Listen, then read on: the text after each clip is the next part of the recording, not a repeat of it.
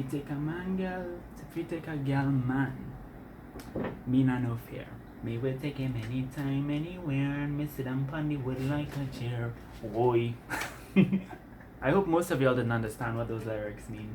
Let's suppose that you're writing a really important email to a colleague. Let's suppose I'm not, and I just want to skip the ad.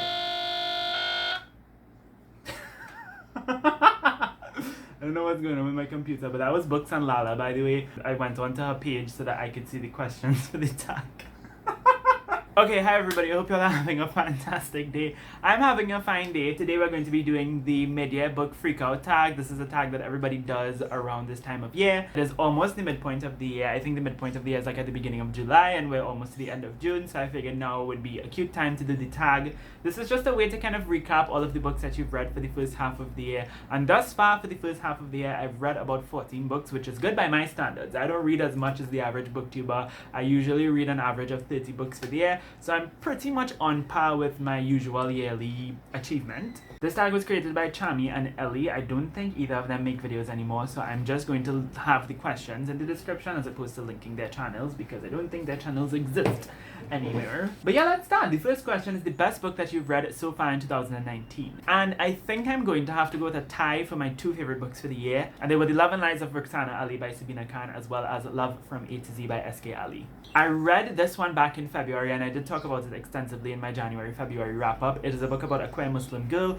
who goes to Bangladesh, which is where her parents are originally from, and she runs into a bunch of shenanigans there. Her parents end up finding out that she's gay, and it's a wild ride. It's a very, very hard-hitting, difficult story to read, but I really, really enjoyed it. And then we have Love from A to Z, which is about two Muslim teens. One of them is from Canada, the other one is from America, and they both end up meeting on a flight to Doha. And in Doha, they just kind of develop this really, really cute relationship, but it's not really just about their relationship. It's about the two of them as separate individual characters, and they are so amazing as characters. S.K. Ali really came through with a story that just balances everything. Plot, characters, writing, world, everything was just so well balanced and done well. This is a high quality book. And Love and Lies of Roxana Ali was definitely great as well. I could not put this book down. I read it so quickly. It was so compelling, and it's a book that you just can't stop reading until you're done. So both of these were definitely my favorites for the year. They were my only two 5 stars as of right now. Y'all better read some of these books with the same energy you'll be reading Sarah J. Maas and all these other people. I promise you, Stephen King's bank account is just fine. You could put down his books for a hot 2 minutes and pick up something by S.K. Ali or Sabina Khan. The next question is the best sequel that you've read for the year so far, and I don't really read series, so I don't have any answer for this question. Then we have new releases that you haven't read yet but that you really want to. So I have 3 for this one. The first is Red, White and Royal Blue by Casey McQuiston. Everybody has been raving about this book. It is a queer, hate-to-love, high-profile romance between the first son of the United States and the Prince of England. The first son of the United States is supposed to be the son of the first female president. It's kind of like a retelling of the 2016 elections where the woman wins. And I have some trepidation going into this book. I do think that it will deliver on the romance and where all of that is concerned. I do think it will be an objectively good book. I'm a little bit concerned about the politics because I feel like it's going to be like a white liberal fantasy, which is not my jazz. I'm fully on the left. I don't consider myself liberal. I don't see liberal as left. And I just have a feeling that this book will kind of make me cringe in a way that most people didn't when they read it, but I'm going to try to focus my very best on what it is, which is a romance, and I'm not going to pay attention to the politics too much unless it ends up being a lot more progressive than I think it might be. The next book is another hate-to-love queer romance, and that is Tell Me How You Really Feel by Amina May Safi. This is about Sana and Rachel, who I don't really know what the plot is, but basically they don't like each other and then they end up liking each other, as you can see by the cover. I think Sana is a queer Muslim. I'm not sure. The author is Muslim, but I don't know if the main protagonist, Sana, is Muslim, but she's definitely of a Pakistani background. So I'm looking forward to at least read a story about another queer brown girl, and if she's a Muslim, that will be an added bonus. I did read the first 10 pages so far, and I'm actually really enjoying it. I love the writing. I love the vibe that I'm getting from the characters.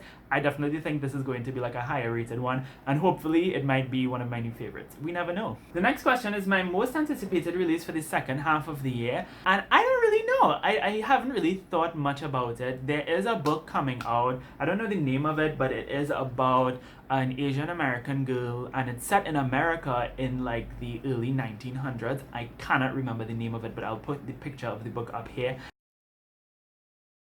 I just find that to be really interesting because I've never heard of a story like that before. I'm sure there are, but like a young adult story, I feel like this is definitely one of the first of its kind. So I'm really looking forward to that. Dad, you're making too much noise with that phone.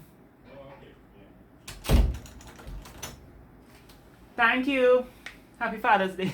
The next question is my biggest disappointment for the end. I have to go up in my cupboard to get it because it was that disappointing. I had to put it up in my cupboard. In my unhaul pile. And that is What If It's Us by Adam Silvera and Becky Albertalli. This is one that I really, really wanted to love and that I expected to at least be like a 4-star read. And it did start off as a 4-star read and then it turned into a 3-star read and it ended up on a 2-star read. I just felt like this book was a little bit too gimmicky. I felt like I saw through a lot of the intentions when it came to what the authors were doing. I felt like they were really, really trying hard to appeal to a particular type of audience and a particular type of sense of humor that belongs to that particular type of audience. And it just didn't really work for me. It just really missed the mark for me. And I talked about it in the same video that I talked about The Love and Lies of Roxana Ali. So go watch that if you want to hear my full thoughts on that book. I also have a couple DNFs that I just didn't really care for and I didn't finish them as a result of me not caring for them. So we first have Nevermore, The Trials of Morrigan Crow by Jessica Townsend. Everybody's been talking about how this book is so good and it's like a new Harry Potter, and I did have my hesitation because I'm not really a fan of middle grade fantasy, and that was definitely realized because I think it was like 60 something pages into this and I was like, okay, so just have fun in Nevermore. I don't really care to see what you do there. The next one, Mayana, I love you. Please do not disown me. I promise I love you and I will try to finish it one day. But that is The Cruel Prince by Holly Black. I read the first, 150 pages.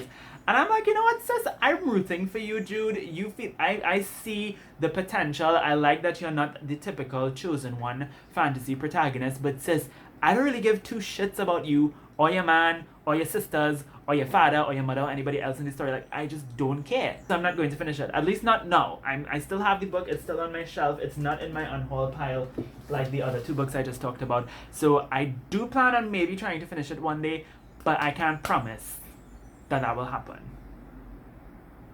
Okay. Number 6 is my biggest surprise, and for this one I'm going to have to go The Unmarked Girl by Janelle Fronten. I lent my copy out to my cousin. I really, really liked this book and I didn't expect to, and that was kind of bad of me. I was reading it for the Cuthbert Award for Caribbean Young Adult Literature. I was one of the judges and this was one of the books that was submitted for the award, and it ended up winning, and I didn't expect to like it because it's fantasy, because I don't like fantasy. As you could see, I did not care for The Cruel Prince or Nevermore, so I was expecting to not like this book, but I did. It's amazing. It's written by a Trinidadian author. It's the first in a trilogy called the Yara Star Trilogy, and it's about a girl who's born on a planet that has 2 tribes, and everybody in these 2 tribes are born with marks that distinguish them, that make them belong to one tribe or the other. Sis is the only person on the planet that was born without these marks, so she's kind of trying to figure out who she is and what her true destiny is, and it is such a really cool, fun, enthralling, gripping, engaging story. It really did surprise me, and Janelle Fronten is just an absolutely amazing person. I'm so happy that she won the award, and I'm so grateful that she wrote this book because she really allowed me to open my mind up to fantasy a little bit more. Loved it. It was amazing. Definitely read it. Definitely support some Caribbean authors. Sis, y'all be reading all these Americans. The next one is favorite author, new or debut to you. And honestly, I could talk about many of the authors that I talked about today, so I'm not really sure who I could mention. I'm doing this off the cuff. I didn't really prepare any answers. I'm just kind of like reading the questions and pulling books off as I go because that's how we do things here, right? On brand. I guess I'll talk about Adib Khorram. This is the first ever book that I've read set in Iran. Adib is an Iranian-American author, and the main protagonist of this book, Darius the Great, is not okay. His name is Darius. And he goes to Iran for the first time in his life. He's also Iranian American. And it was a really, really beautiful coming of age story about a young queer boy who is struggling with depression, with body image issues, with a lot of insecurities, with a really rocky relationship with his dad. You see him come to terms with all of the things in his life that is bothering him and that makes him feel lesser than. It's such a beautiful and empowering story, and it was so cute and adorable, and it's definitely one for the books. If you have not picked this one up as yet, please do. It's not plot driven, it's super duper duper character driven. There's literally like no plot. So if that's what you're looking for, maybe you might want to give this one a pass, but if you're in the mood for something a little bit more character driven, but also a little bit more easy on the eye, definitely pick up Darius the Great Is Not Okay. Really loved it, and I do look forward to reading more books from Adib Khorram. Let's see what else. Newest fictional crush. I don't really crush on characters, so I guess we'll skip that. Newest favorite character. Y'all, I love Miss Zainab from Love from A to Z. This bitch right here, let me tell you something. She will beat you. I love her personality. I love her vivaciousness. I love her passion. I think that's what I really like the most about Zainab. She is one of the most passionate characters that I've ever read about before. She's the kind of person to not call the police if somebody robs her. She's the kind of person to literally run down the person who robbed her, beat their ass, and take back what they stole. Like, that's what I love about this character so much. And she's half Caribbean, like her mom's parents are from Trinidad and Guyana, so that was just like a little added bonus for me. So yeah, definitely read this book again if you haven't read it as yet. I did a full review for this one as well, so definitely go check that review out. Next up is a book that made you cry, and whew, child. Love and Lies of Ruxana Ali by Sabina Khan definitely made me cry. This book had me in tears because, again, it is a book that really tries to address homophobia in the Muslim Bengali community. And it's sad, and at one point in time it was quite tragic, but it is also a very hopeful story at the same time. But you can't help but shed a few tears if you read it. It's a really, really hard one to read, so definitely be wary of those things before you go into it. But the book that made me bawl my eyes out and made me really reflect on my own life a lot was Here Comes the Sun by Nicole Dennis Benn. This is another Caribbean book. It is set in Jamaica, and it is about a family of women, a mother, 2 daughters, and then one of the daughters has a girlfriend. So it's about all 4 of these women, and it's not a happy book. At no point is this book happy. It will give you so much hope and then crush you in the end. It is that kind of story, but it's so well written. It's so enthralling, and it did trigger a mental breakdown. I did cry quite a lot when I read this book. So again, be careful when you're reading this if you're a little bit more sensitive to like stuff about poverty and homophobia, because this also addresses like homophobia and queerness in Jamaica. It also talks a lot about sexual assault, gentrification, rocky parental relationships. It's a lot. This book is a lot. So yeah, be careful when you read it, but I still highly recommend it because it's fantastic, and it really does touch on a lot of necessary topics that we need to touch on when we talk about life in the Caribbean. Alright, so we're getting closer to the end. A book that made you happy. Oh my god, those exist? I mean, again, I could say Love from A to Z. This was a very, very happy-go-lucky, bright, sunshiny, wonderful story. But I talked about it enough already. I don't think there was any other book that made me happy for the year. Everything else was just so like dark and harrowing. I really need to read some more happy books. No wonder I'm so sad all the damn time. A book you bought this year with the most beautiful cover that hands down goes to Do Songs by Danielle Boudou Fortuné. Danielle Boudou Fortuné is an author here in Trinidad. She's a poet. This is a poetry collection. She's also a visual artist. She is the one who did this cover, and she is incredibly prolific. Y'all need to go follow her Instagram. It's at @dboudoufortuné. Her art is beautiful. They all look kind of like this. It's all about like women and femininity and connecting the body to the land, showing that we are not just from the land but we're of the land. She uses a lot of like flora and fauna imagery, like a lot of nature and animals and all that kind of stuff. Like, it's gorgeous, and she constantly centers like black and brown Trinidadian women in her art, and I really appreciate that as well. But more so, her poetry is kind of like her art itself, but in words, like literally the same things that she tries to, I guess, capture in her art, she tries to capture in her poems as well, and it's really beautiful. I'll talk about it more in like my May-June wrap-up, but really highly recommend this collection. And even if you don't want to read the collection, just go follow her on Instagram and just stare at her art. I promise you, you will not regret it. And then the final question that I have here is, what books do you want to read by the end of the year? That is a good question. I want to read a lot of books by the end of the year. I'll just go with a few for now. The first is Hurricane Child by Kaysen Calendar. This is the book that we're reading for Bashment Book Club this month. If you didn't know, Bashment Book Club is a Caribbean-based book club that I host with my friends Paige and Linnell. I will link Paige's channel and Linnell's blog in the description down below. Definitely go subscribe and follow them, especially Paige, because we will be having the live show for this on June the 30th on Paige's channel. I think this is about a young girl named Caroline, yeah, and she was born during a hurricane, so she's a hurricane child.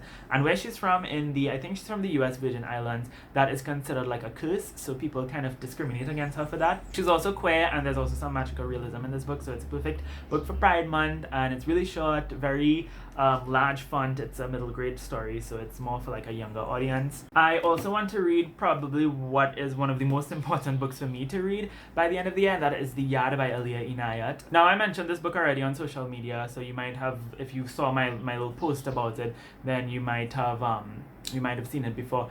This is a book that is set here in Trinidad, and it's about an Indo-Trinidadian Muslim family. Now, I am an Indo-Trinidadian Muslim, when people think of the Caribbean, they do not think of Indian people. They don't know that Indians exist in the Caribbean. And I have a strong suspicion based on certain comments that I've gotten in the past that a lot of people, when they hear that I'm from the Caribbean, they tend to assume that I'm like Hispanic or something. I'm not. I'm a descendant of Indian indentured laborers who came in the 1800s and early 1900s to the Caribbean. And the thing about it is, when people think about the Caribbean, they do not think about Indo-Caribbean people. And then whenever people actually do focus on Indo-Caribbean people and the Indo-Caribbean experience, it's often looked upon as a very general experience, or it's very either implicitly or explicitly Hindu-centric, so looking at the experiences of mostly Hindu Indians, which makes sense because the majority of Indians are Hindu, and then second to that there's a lot of Christian Indians as well. But there is a small yet extremely significant and large minority of Indo-Caribbean Muslims, and we get no representation whatsoever. Nobody talks about us, nobody knows that we exist. It might probably shock people to know that there is a ginormous diasporic community that has been here for generations of Indian Muslims in the Caribbean. The thing about that is, not only is it like, people don't know about us, that's not really what's important, but I feel like we sometimes don't really know about us. And what I mean by that is, when you don't see yourself in the media that you consume, when you don't see yourself in the fiction that you consume, in the books, in the TV shows, in the movies that you consume, it could be not necessarily detrimental, because we ain't dead, we live in, we thrive in, we having a good time. But at the same time, I think there's so much about our community, about our history, about our culture that we just don't really know, and we don't have an opportunity to have conversations about those things because there's not something for us to go to. There's not a piece of media or a book or a story or a TV show that we could all kind of watch and consume together and have conversations about our existence. And I think that's really the importance of representation, and why everybody wants more representation, even though representation is a whole, we could have a whole nother conversation about that. I think it's important for us to read stories that we can see ourselves in, and I've never seen myself to the extent of those three intersections, Indian, Caribbean, Muslim, in a story before. So I'm very hesitant to read this book, but I'm also extremely excited, and I hope that it meets my expectations. It is set throughout the 20th century, I believe, and it is kind of multi-generational, following an Indo-Trinidadian Muslim family from the early 1900s to the late 1990s or whatever, I don't know. And yeah, there's a ton of other books that I would like to read before the end of the year, but I think I'll just cut it off right there because I don't want to just be like, hey, this is another book that I would like to read but probably wouldn't. In the comments down below, I'd love to know if any of y'all have any thoughts on the books that I mentioned today. Like this video if you liked it, subscribe if you want to stick around, follow me on social media, all of the links will be in the description down below. And as per usual, thank you all so much for watching this video. I hope you have a lovely, lovely day, and until next time, inshallah, keep reading.